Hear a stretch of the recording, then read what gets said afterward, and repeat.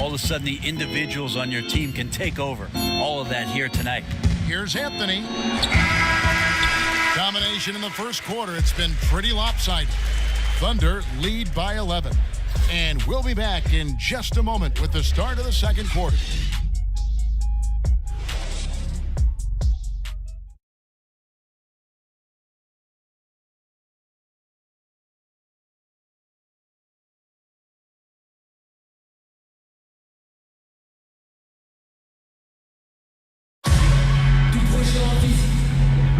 Welcome back, everyone. A lopsided first quarter in the books already as we start this second quarter. And, guys, we've seen the Thunder really take control here. A huge fan of how they have rotated here defensively, been able to challenge multiple shots. And if you're rotating like that,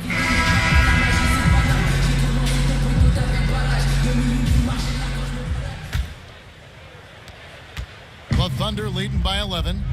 On the floor for Oklahoma City, getting going here in the second quarter. At small. Oh! Yes, sir. Yeah, you see the athleticism George had on that dunk. It's so quick and explosive. Gets to the rim in an instant. And the foul called on Russell Westbrook.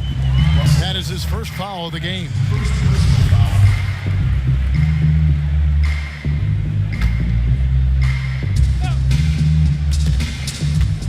And that'll be Oklahoma City's ball as it goes out of bounds. And here's a look now at the shot chart showing the field goals attempted locations for Westbrook. What a display we've seen from them so far. Every half open look they've gotten, they've knocked down and show no signs of letting up. Right now, they are in the driver's seat. As long as they can keep their rhythm on offense, they'll just steamroll this team the rest of the way. Now let's go to the sideline and catch up with our Hall of Famer, David Aldridge. Well, Kevin, the Orlando Magic do have a stacked front court. They've got plenty of size. Head coach Frank Vogel said, in today's small ball NBA, we think we can beat the heck out of teams in the paint. But shooting has been a hindrance. He conceded might have to win some games, 68-65. Kevin? Going against the grain, D.A. Thank you. The D just sagged off just enough and no hesitation on his part. Out to the right wing. John Patterson kicks to Felton. Outside for George. Off target with his three. Hard to figure out how he doesn't knock that one down. No defender in sight. And you look at the post-up bangers who don't block shots at a high level. More and more we're seeing teams relegate them to that six-man role off the bench. It'll be interesting to see how that affects a guy like Vucevic who fits that description.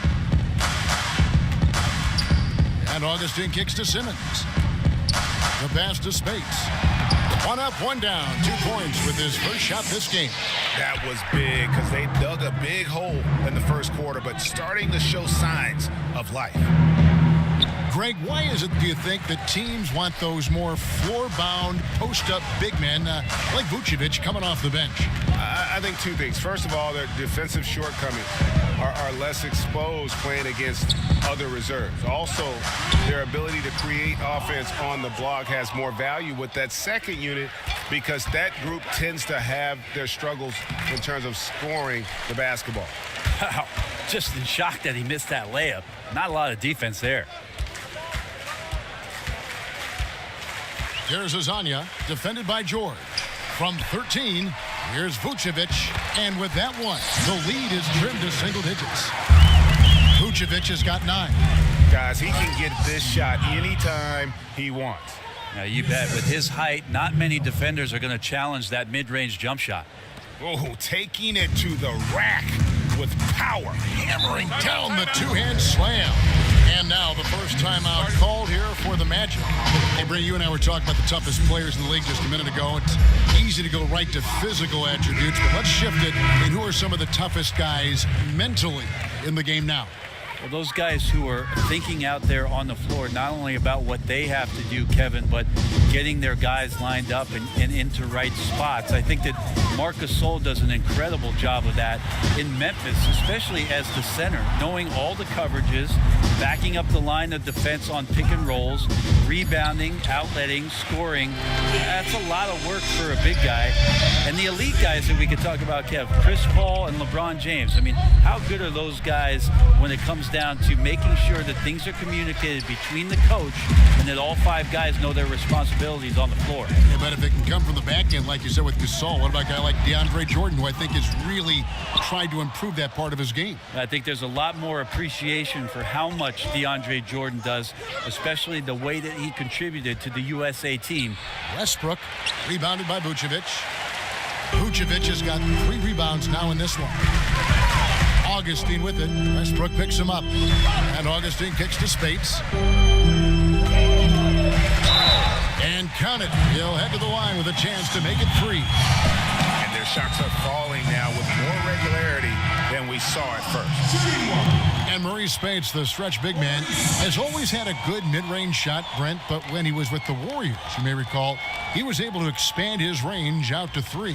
Well, there's something that goes along with winning, and I think that's a tremendous amount of confidence. So after Maurice Spates got the championship ring, I think he brings some of that leadership and locker room mentality that you need on a winning team. Adams' shot is good.